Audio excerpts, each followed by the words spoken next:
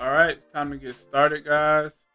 Um, what's up, everybody? This is Chad Lawson. One of my first YouTube videos. I'm just gonna give you guys not one of my first YouTube videos, but I haven't been consistent, so this is my new run at being consistent on YouTube. I'm basically gonna do a retouch of this image. I guess you could say it's boudoir. Hope I pronounced that right. Um, Kind of, sort of, not really. It's a lingerie shoot. So yeah, I'm gonna give you guys a first look glimpse at me how I retouched this image of a lingerie shoot. The model Tara from Houston, Tara Lee. I'll put her Instagram down below in the description. But let's get it. We're gonna do some frequency separation. Um, yeah, we'll do some frequency separation, a little bit dodge and burn. Um, Add a little bit of effect on top and make it pop. So let's get started. I'm gonna do my frequency separation layers.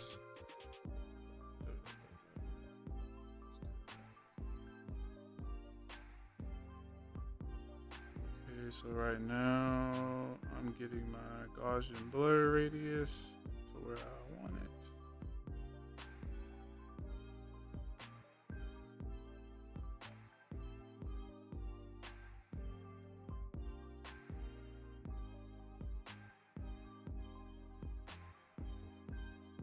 I know everybody's different. Some people just go off of a high number. I start at 0, then I make my way up because I'm trying to get it to the perfect number to where with the blur I can still see their face, but the blemishes are kind of blurred, but it's not like too blurry. Um, I know it's kind of hard for me to explain this, and I kind of don't know how to explain to other people that good, but that's what I'm doing now, just trying to get the perfect Gaussian blur. And please excuse my dog if you hear him growling. Okay, I'm gonna go with that one. Let's get into some mixer brush action. All right, just so you know, I'm using a Lenovo Yoga a940 all-in-one desktop touchscreen solution that also doubles as a artist pad. So I don't have to have a Wacom tablet. I can, use the pen directly on the screen.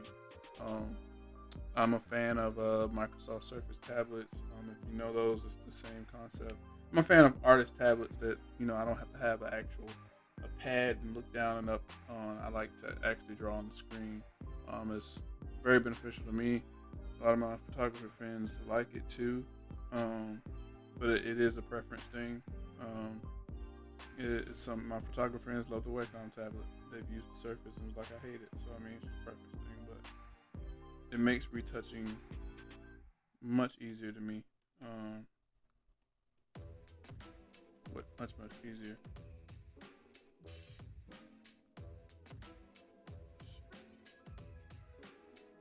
And I can just flip the picture around. It's fully touchscreen, so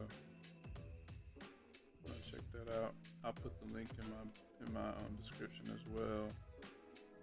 My laptop, I don't use the Surface anymore for my laptop, but I now use an Asus. What's the thing called? Not Alexa. It's an Asus. Dang, I can't think of.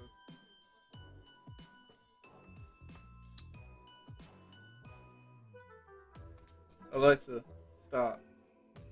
I didn't want Alexa. I was talking about Asus. But Asus, I have an Asus ZenBook.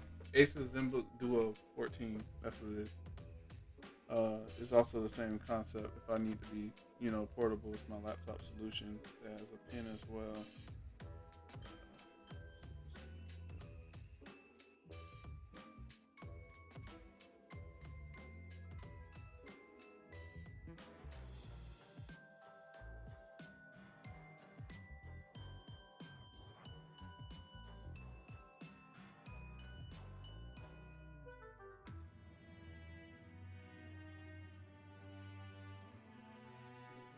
So that right now I'm doing mixer brush on the low frequency layer, which is the color layer.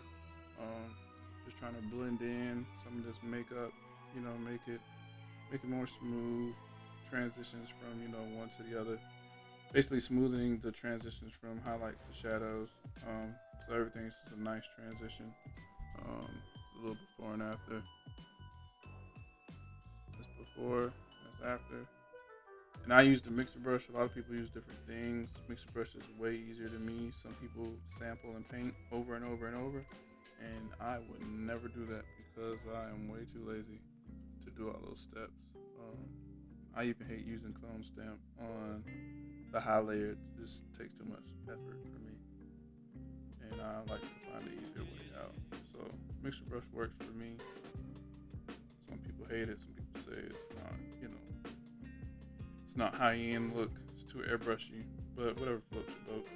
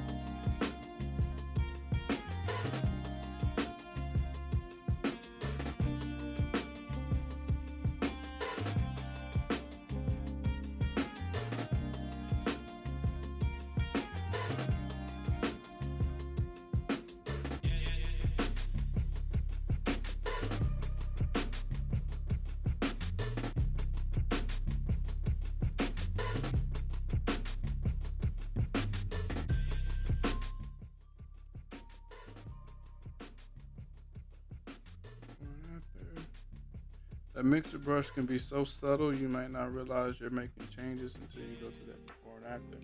As you can see, I did do a lot, not a lot, but look right here in this area. Before, after. Just doing some blending, nothing too crazy.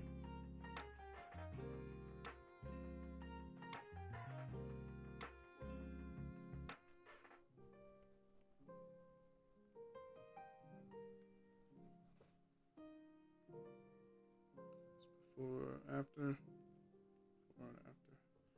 Alright, let's get bigger.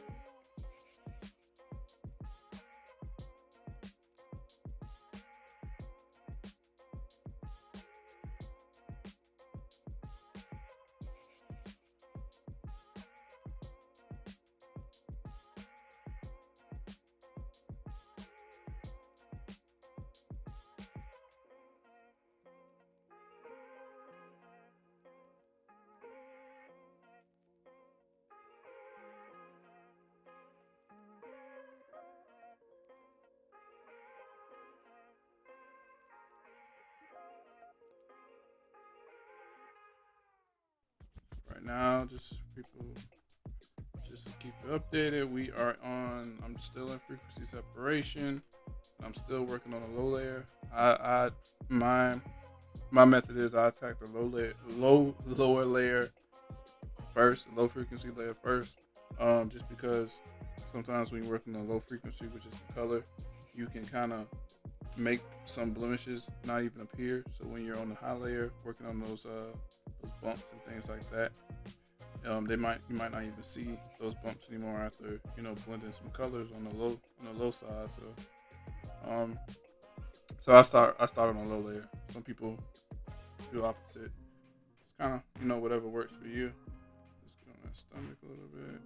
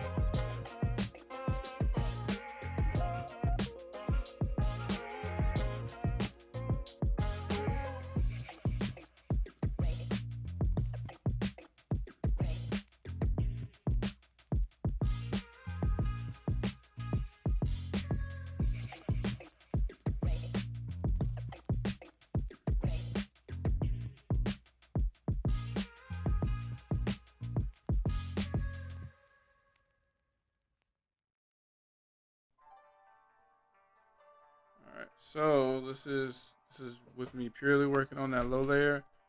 Let's look at before and after. Let's look at before and after, so you can see we kind of we just made things blend in a little bit better.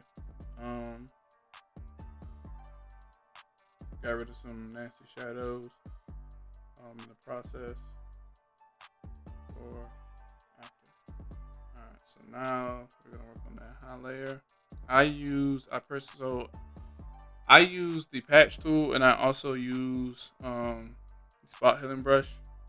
Um, and at the last resort, I will use cause sometimes both of those won't look good on the texture. So at the last resort, I will use the clone stamp, but I really don't enjoy using clone stamp. Just because I don't like having to continuously hit alt. It's just so like that. But some people, like one of my friends, Mel, I was watching him edit the picture, and he was just like click, click, click, click, click, click. It's like automatic for him, so I guess he doesn't think about it. But for me, that's a lot of. I rather make Photoshop do the work, and if I have to do the work on my own with sampling a good space, I'll do that. I'll come back around at the end and get the stuff I couldn't get the easy way. But the spot healing brush has improved a lot in Photoshop.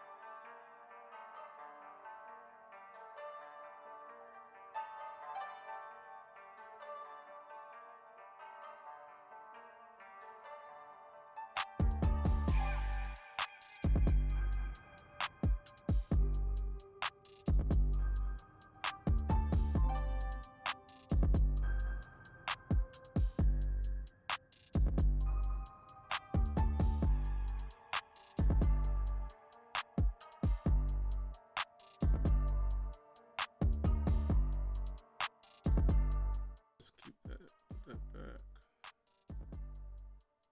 Basically, I try to get all the easy stuff off first, and then I'll come back through with the patch tool. And if the patch tool doesn't get it off, then at the end, whatever's left, I'll clone stamp it on out. Work smarter, not harder. whatever you can get done easily, get that out the way, and then leave the stuff that doesn't work with the easiest method to end the cleanup.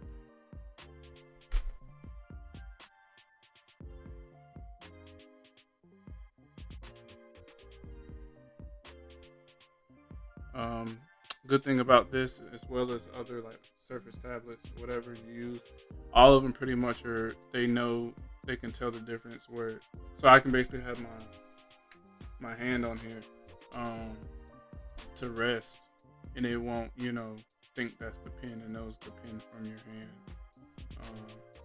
You only can use your hand for like gestures like this, versus the pen to do actual stuff on the image or whatever you're working on.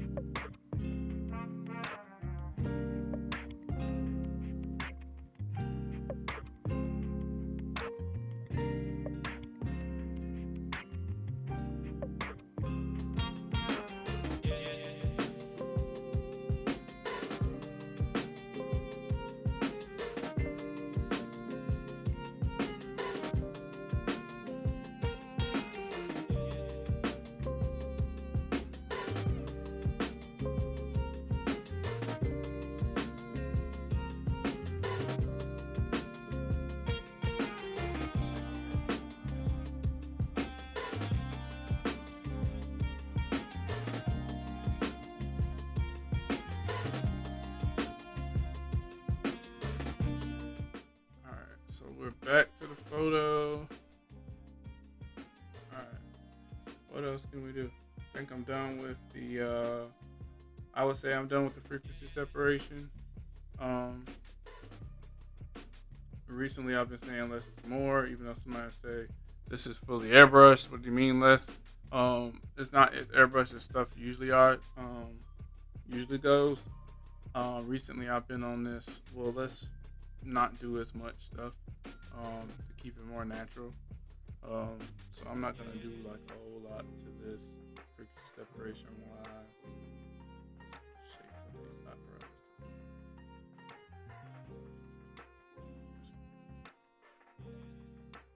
Okay. All right. So I'm gonna go ahead and flatten this because I know I'm done with that. Done with my frequency separation. I'm gonna flatten it to work on some of these stray hairs really quick, which I'm going to use the clone stamp for. Oh, lovely clone stamp.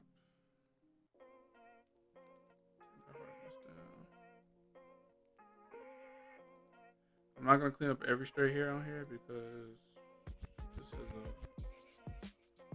it just depends, depends on what type of shoot it is.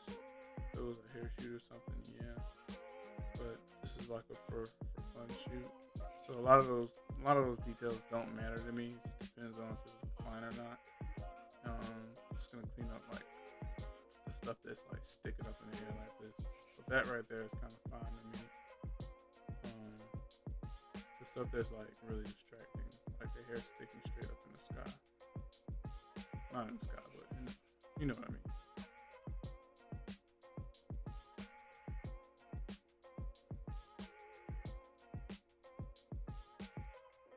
And it doesn't have to be a perfect clone stamp because, like I said, it's zoomed out anyway. Somebody's zooming in. This is most likely going to go on Instagram. So if somebody's zooming in on my pictures on Instagram to critique me, they can have it. They can say whatever they want because I'm not even going to argue with you. I know I'm going kind of fast.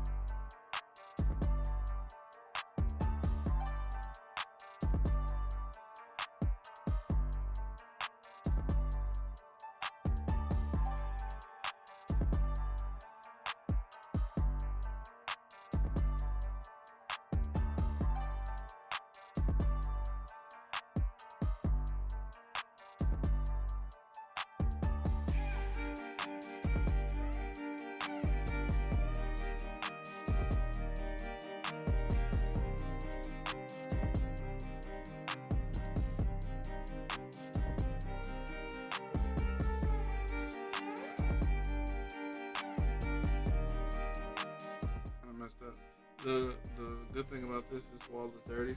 So some of my clone stamp was messy, but you can't really tell because the wall's already messy. Depends on your location, you may can get away with it. But if it's a squeaky clean wall, maybe you may gotta go a little slower. However, I'm kind of having my way with this.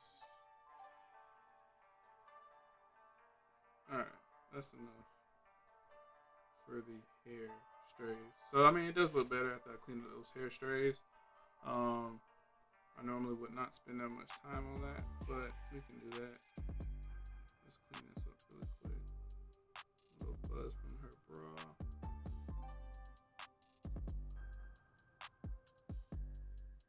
Yeah, let's clean these up. Oh no, it's a lot of those. That's a part of the outfit.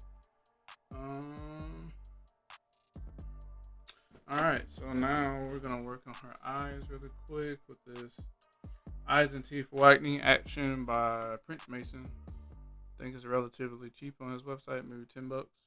But I use this to work on their eyes. But, I don't like it.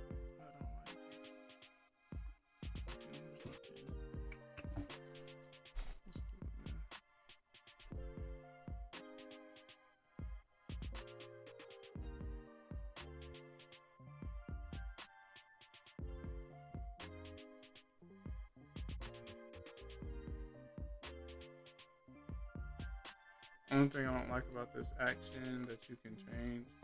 Well, sometimes it works, but by default he has a photo filter on here for cooling. Sometimes I don't like how it makes the eyes blue, but you can come in here and adjust it.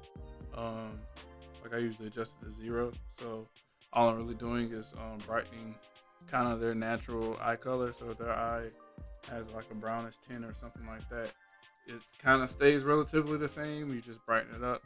Because like with this, it makes it a little blue. Everybody's eyes are like that. So it's just up to you. So I used to turn it off. So I just did that to enhance her eyes. Zoom in. This is before, that's after. Before and after. So I'm gonna go ahead and adjust it just a little bit.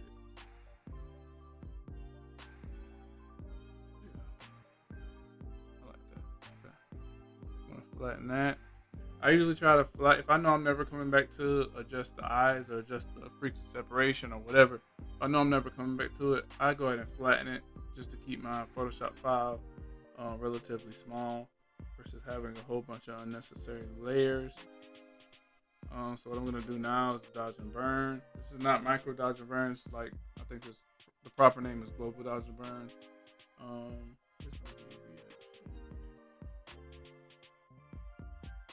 DNB setup.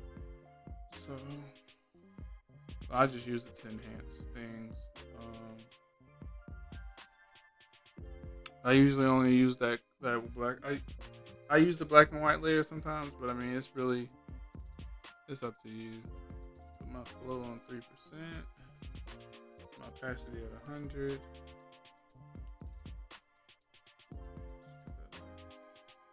Keep the hardness on 0.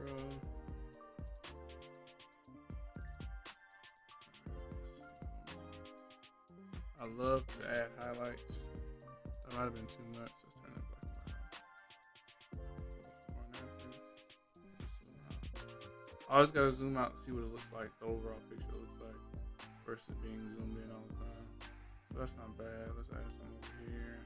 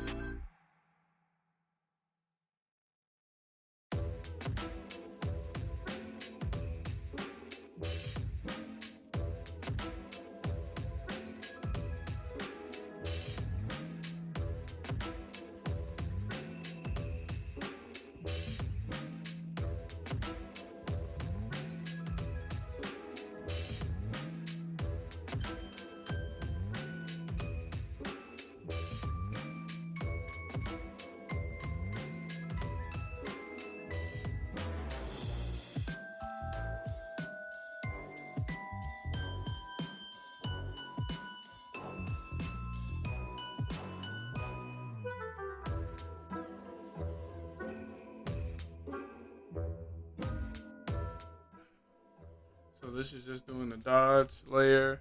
Let me show you guys that. Dodge is for highlights. You dodge the highlights, you burn the shadows. So that's before, after. Just take a quick look. I'm gonna do that slow for you. That's before, after, before, after. One more time. Before and after. Before and after. All right, let's get to the burn. Let it burn, let it burn, let it burn.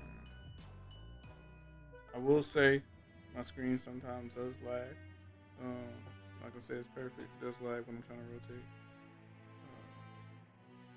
Usually when it's a lot of stuff. When the CPU is running hot. So we're burning the shadows. Make that cheek pop out a little bit. Let's see if I did too much. Huh? I like that. Just so you can see before, after. Added some shadow under that cheek. I want to make it pop out some.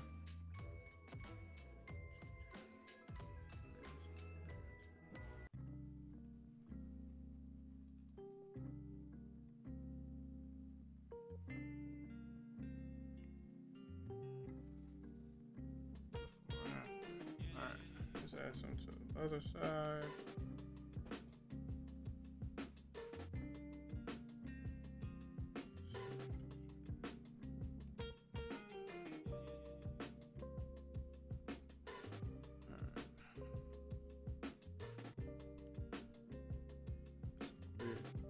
Before, after, before, and after. That looks pretty good. Alright, so let me burn the rest of the body. I usually go under here to make her chin pop out.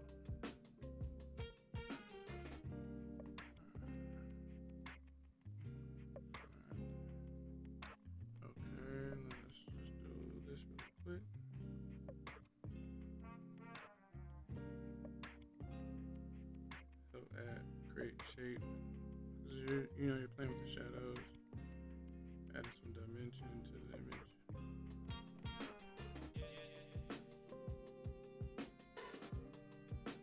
As you can see, it made her chest area pop a little bit. Just with that burn, you can see how it's added, a little bit more separation. It just makes it pop out a little bit more. Not gonna do anything to the stomach. Gonna add some burn around the edges of the legs where you see these shadows. Just to add some dimension.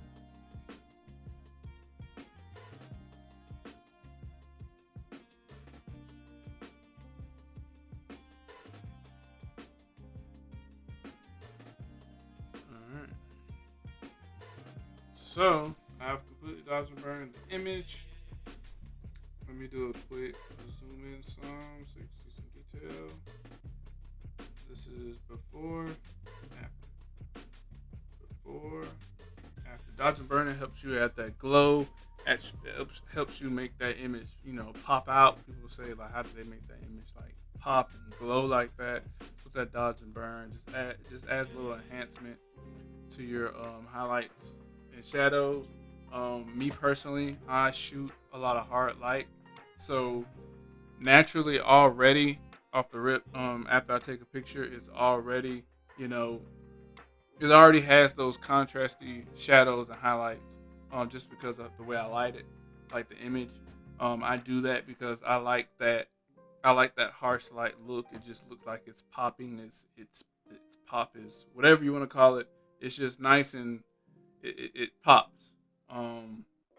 So when I come in Dodge and Burn, it's very easy for me to, pick up on the highlights because I already, use harsh light. People that use soft light, prefer soft light, they may have had to do a little bit more work than I just did because their lighting is not producing as many contrasty, highlights or shadows. It's kind of flat. So you have to do a little bit more work when you're doing your dodge and burn to add those highlights in if you choose to have them in. Some people don't. Some people prefer that flat look. So it's all preference. It's all up to you. Um, so I'm gonna go ahead and flatten this. Another quick before and after. And I actually have, yeah, let's discard those. So I actually have a easy dodge and burn action, which I usually do after I do my manual dodge and burn. That just adds a little extra umph to it. Um, it's just me being a little overkill. But if I run my action, and the link to this is in the description of this video. If you want to purchase this action or any of my actions, from my action panel or the dodge and burn action. As you can see, even though I manually dodge and burned it, this action, what it does is it does its best attempt to isolate the highlights and isolate the shadows, but not the way, as you guys see that I did a manual dodge and burn on just her skin. This action affects the whole image. So when I turn it back on, you see it affects everything, not just her. So it can make your on location shoots look cooler. It just depends on the lighting situation, because you affect the whole image now. It just makes the whole image look a little bit more dramatic. So that's before, and that's after. That's before, and that's after. And that's literally with me just clicking the action one time. Just to show you again, I'm gonna delete it all together. You just have to have a flattened image selected that you want to perform that on. And I have a tutorial for this as well on my YouTube page. But all I'm gonna do is click, and that's it. You can see it just made that image that I already made pop by doing my dodge and burn on my own. It added another, layer to that, just to give it some more dimension. It makes that image really pop out the screen almost. That's before, and that's after. Before, after. Let me zoom out. You see that it even picked up the highlights on the hair. Before, look at the hair. Look at the walls. Look at everything. Look at the jacket. You see the highlight on the jacket, because the jacket was kind of reflective of the when the light bounced off of it. Look at everything before, after. Before, after. So now I'm pretty much done. I am going to flatten this really quick, because I know I'm not coming back to that. And then I am going to do a little bit of Liquify and push her stomach up a little bit. Nothing wrong with her stomach. I'm just gonna, do a little nothing too crazy. I'm making her go from a size whatever to a size 0. Whatever she is, but I mean she's not. Okay. Just gonna bump that up a little bit. Just a little subtle.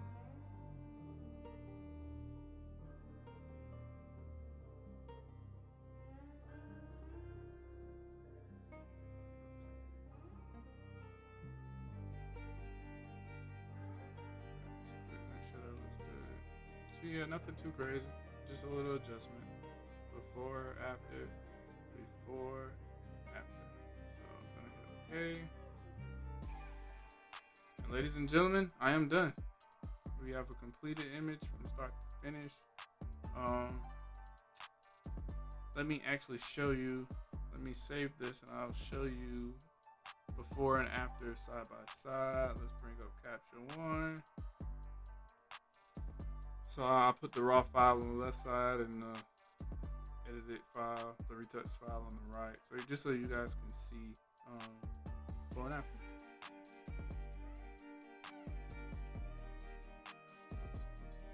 So this is the raw image. Let me find the Photoshop file.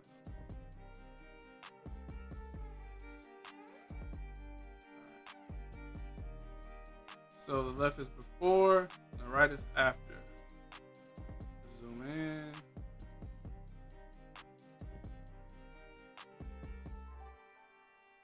Before, after, before and after.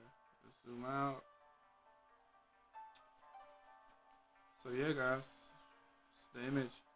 I'll show you another one from that set really quick that I already retouched.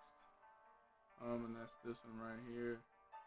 The left is before, the right is after. I actually recorded myself retouching this, but somehow my computer did not record the screen correctly. It recorded the whole thing, but it was stuck in one area.